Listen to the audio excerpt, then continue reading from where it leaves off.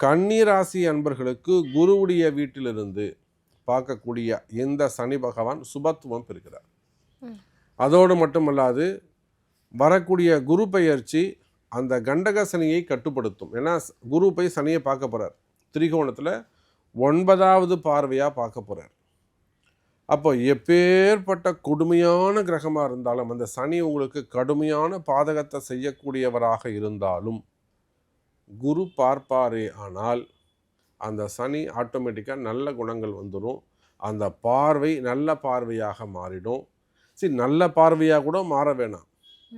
குரு பார்த்துட்டார்னா maximum உங்களை disturb பண்ண விட மாட்டார்.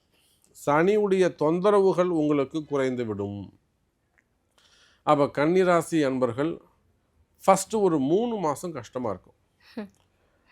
மார்ச், ஏப்ரல், மே ஒரு 3 மாதம் கஷ்டமாக இருக்கும்.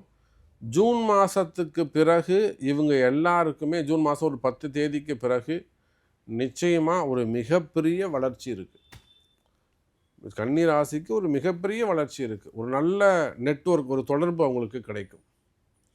முன்பின் தெரியாத நபர்கள், ஒரு நல்ல ஒரு ஃப்ரெண்ட்ஷிப் கிடைக்கலாம். ஒரு நல்ல ஒரு அரசு அதிகாரிகள், அந்த மாதிரி ஒரு நெட்வொர்க் கிடைக்கலாம். அதன் மூலியமாக அவங்களுக்கு ஒரு பெரிய இன்கம், ஒரு பெரிய ஃப்யூச்சர் கிரியேட் ஆகும். யாரோ ஒருத்தர் வருவாங்க, அவங்க மூலியமாக ஒரு ஃப்யூச்சர் கிரியேட் ஆகி இந்த கன்னிராசி அன்பர்களுக்கு இந்த கண்டகச்சனி என்பது பெரிய பாதிப்பை ஏற்படுத்தாது, நன்மையாகவே அமையும். கன்னிராசி அன்பர்கள் பயப்பட வேண்டிய அவசியம் இல்லை.